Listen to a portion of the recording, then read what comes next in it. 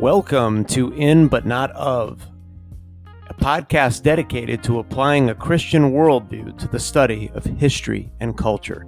We're so glad that you could join us today.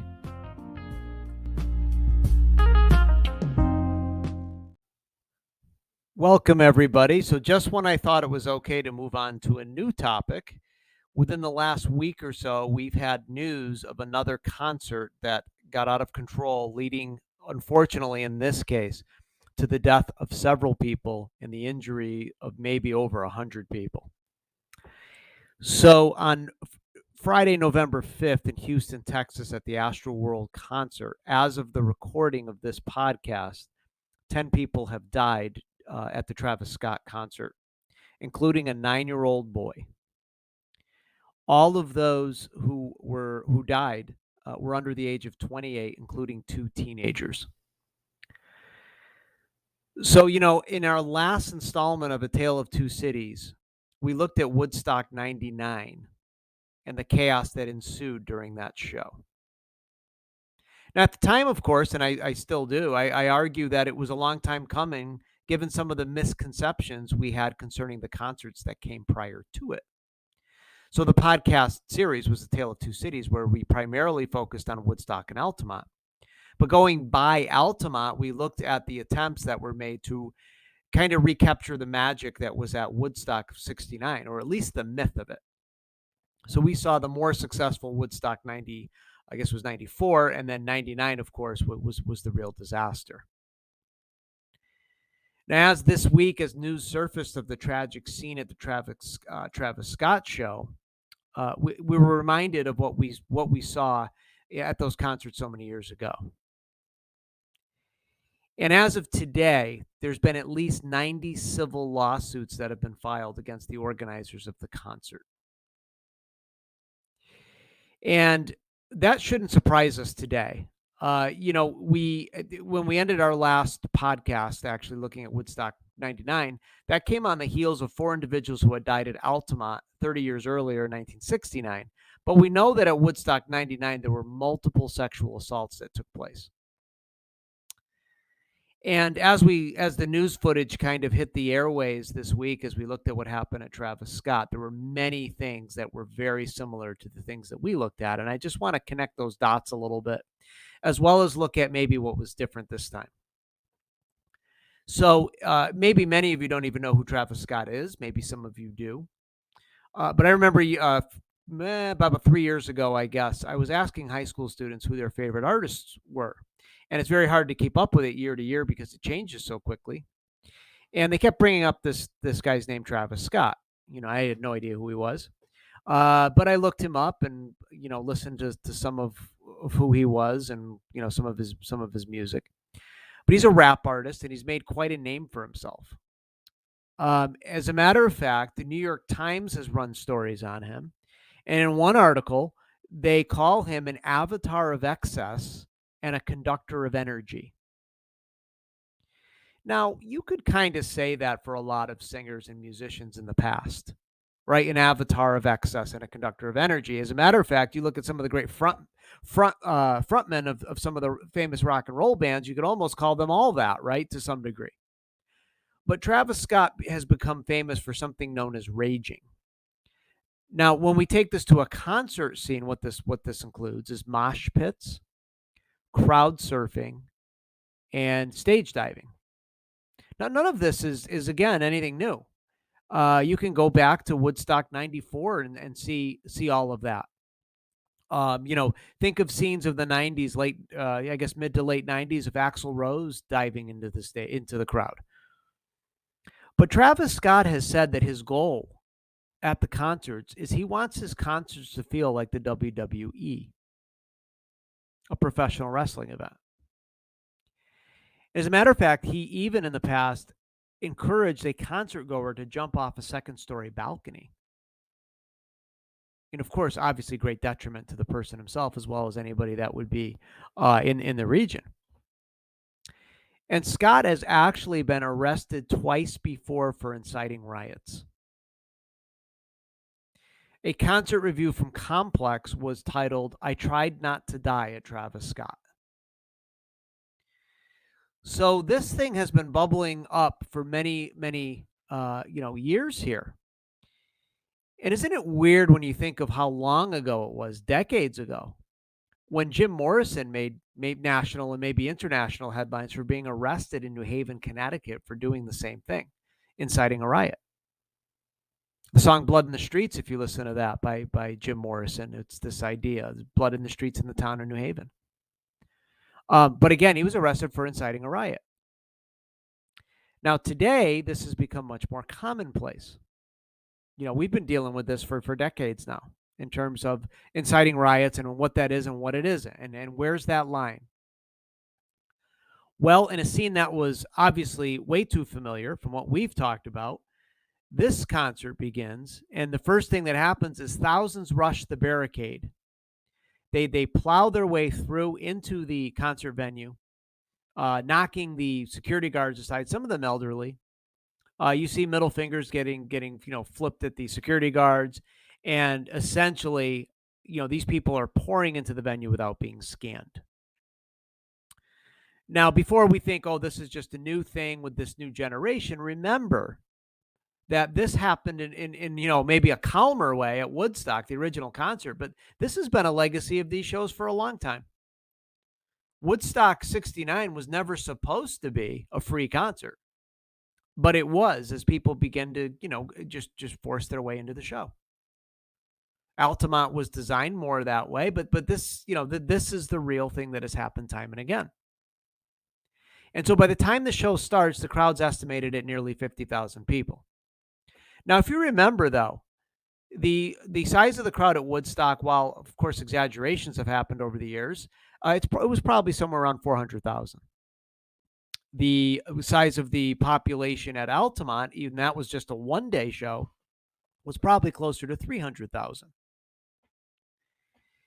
So 50,000, though, of this type of crowd is certainly enough to handle. And I should say it's not enough to handle, but it's a lot of people.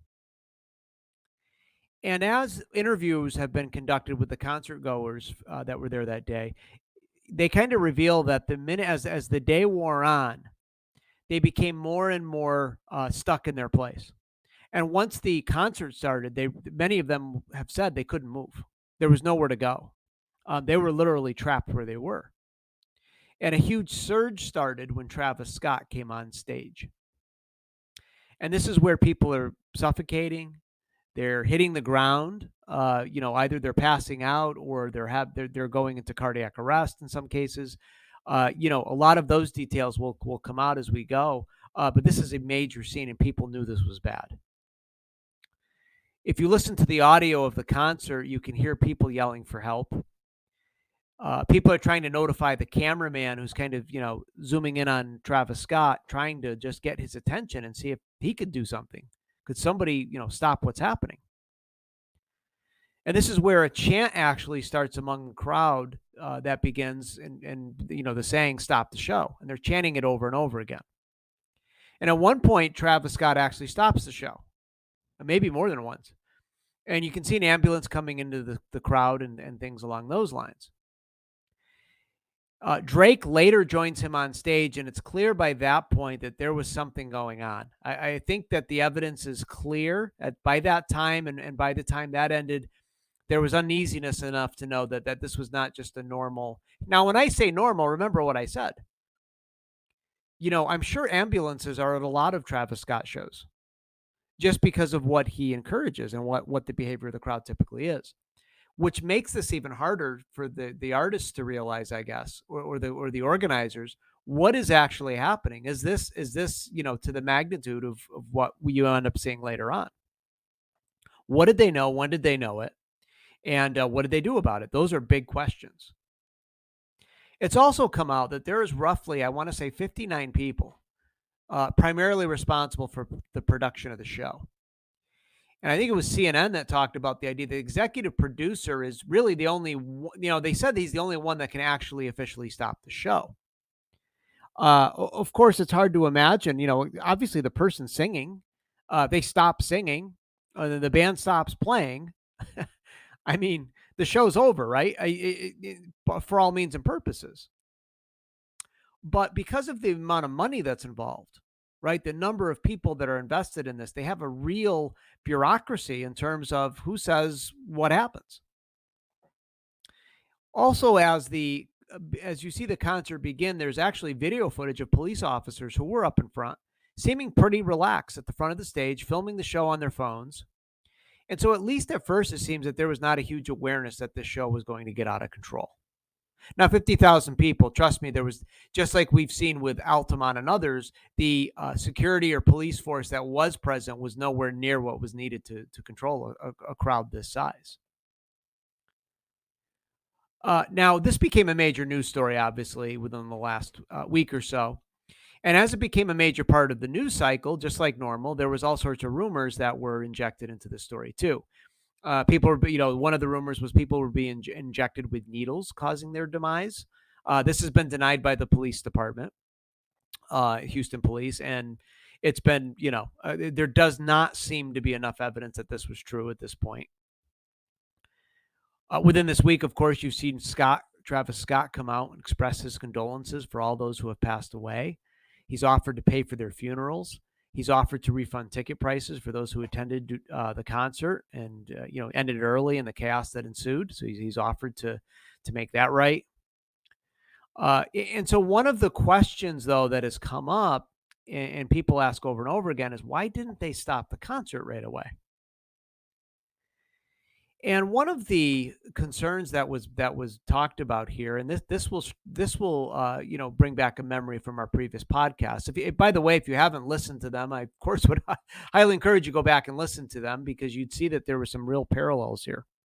But why didn't they stop the concert right away? Well, one of the issues is evidently there was a concern for how much worse things could have been if the show was immediately stopped.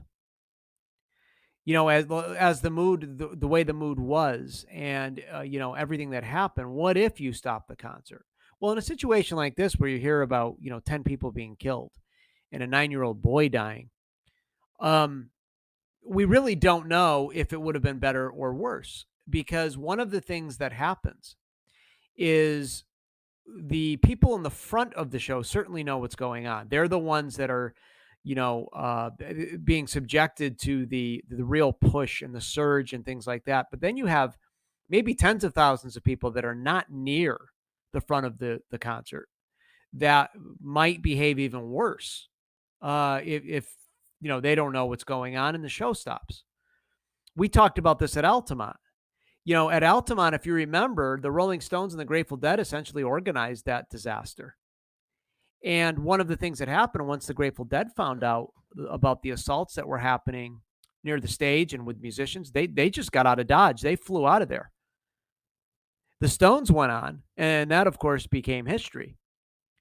But in that situation, what if the Rolling Stones had followed the Grateful Dead out of the venue? Said, we're not doing this either. Well, with the mood that day, I don't think it's that hard to imagine how much worse things could have been. But that's hard to say at Travis Scott. We don't know. We know the behavior of the crowd and the type of behavior that was encouraged was certainly something to be worried about. Would have been worse. We don't know. And we ended the discussion at Altamont. We talked about that day, the absolute disaster of that day. And even after that, 1969, large concerts continued to happen, and it really did little to dampen the spirit of trying to replicate that ultimate first Woodstock. And again, one thing that's forgotten about Woodstock, the original concert, 69, was the burning of the hot dog stand and the lawlessness that led to it being a free concert. That is in the DNA of all of these things that we've seen. 10 years after Woodstock 69, you had several people trampled to death in 1979 at a Who concert in Cincinnati. It wasn't until 20 years after that, though, with the travesty of 99, when everyone seemed to be taking a collective breath and contemplated the danger that is always lurking at these large festivals. Well, think about that now. That is over 20 years ago.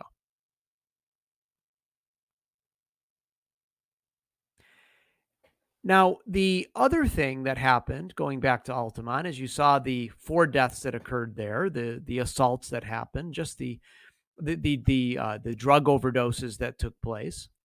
Despite all of that, there was very little accountability in the aftermath at Altamont. Even the Hells Angel that was responsible for the death of Meredith Hunter walked away.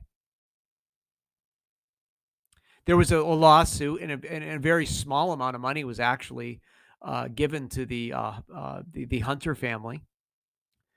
But I think it's safe to say that that's not going to happen this time. We are a much more litigious society than we were in 1969.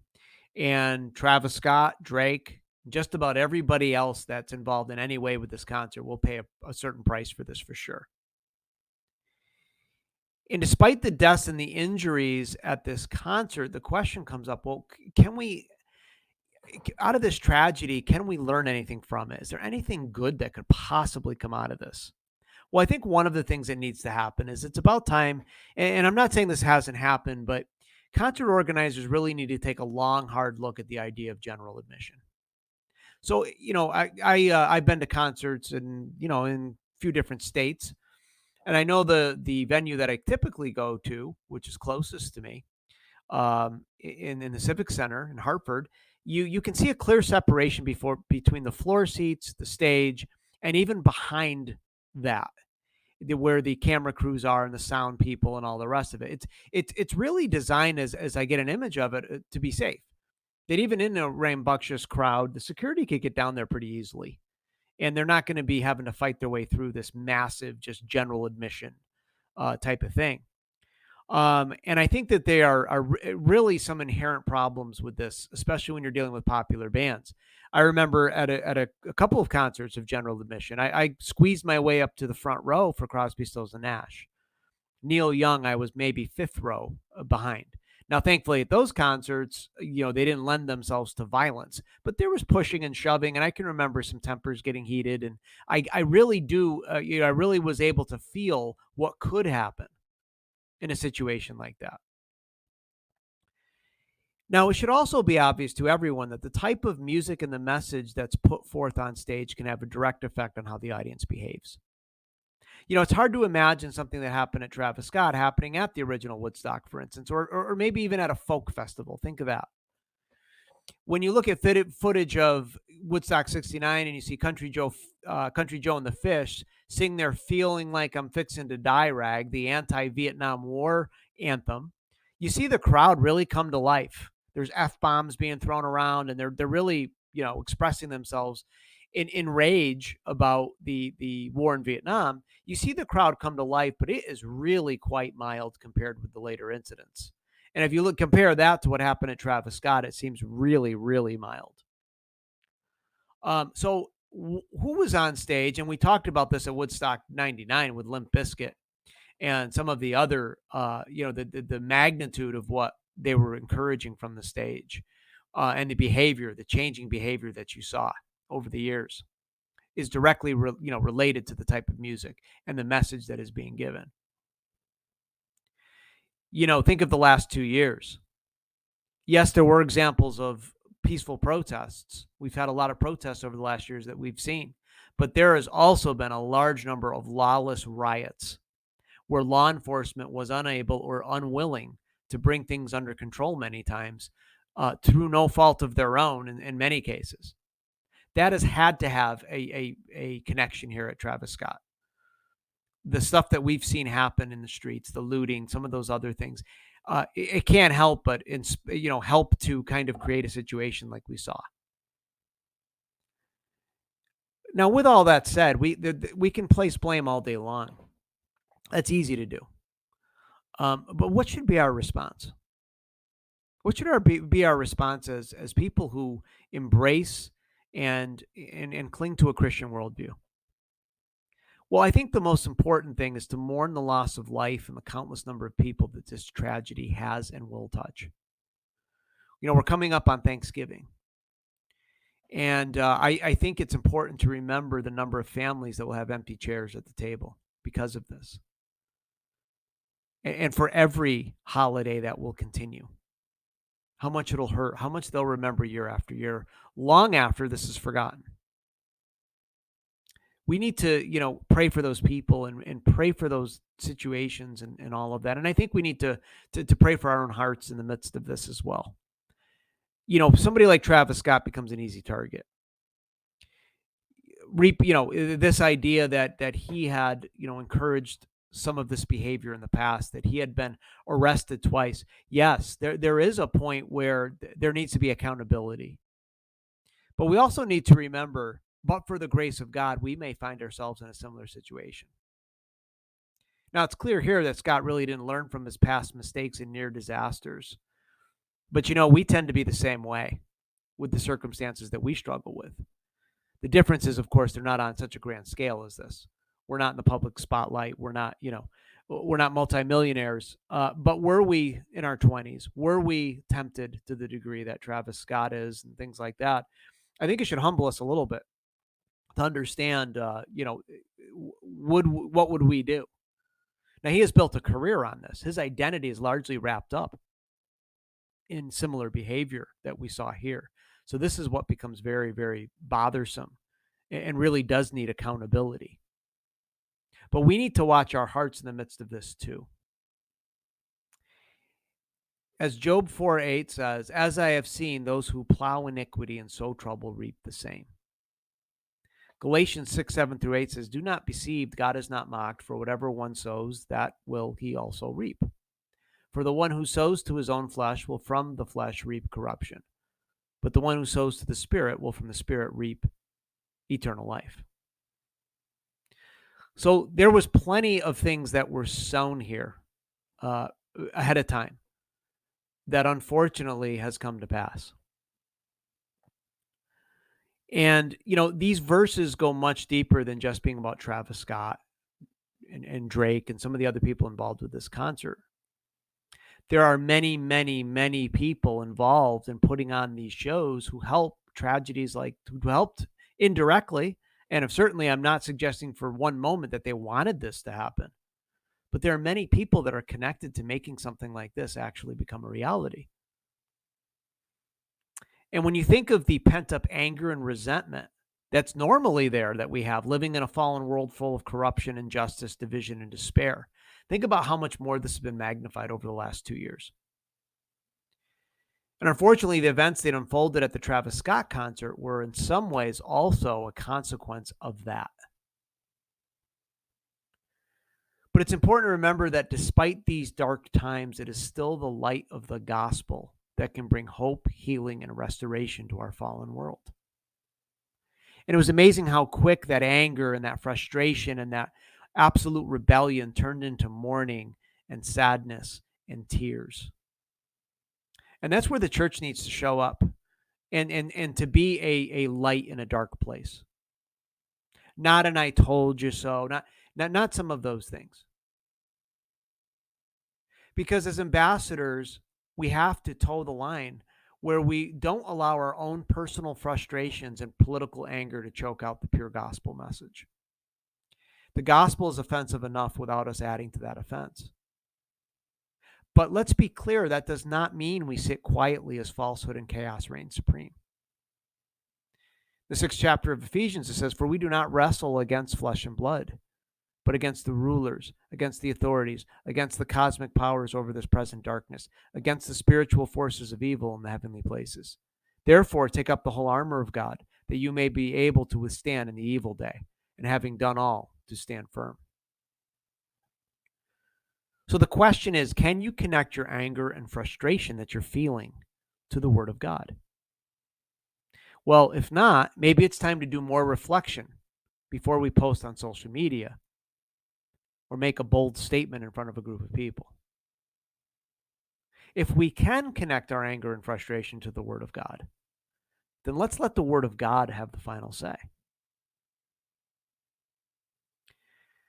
Well, that's all we have time for today. But remember, everybody, all truth is God's truth. And if Jesus is who he says he is, then that changes everything.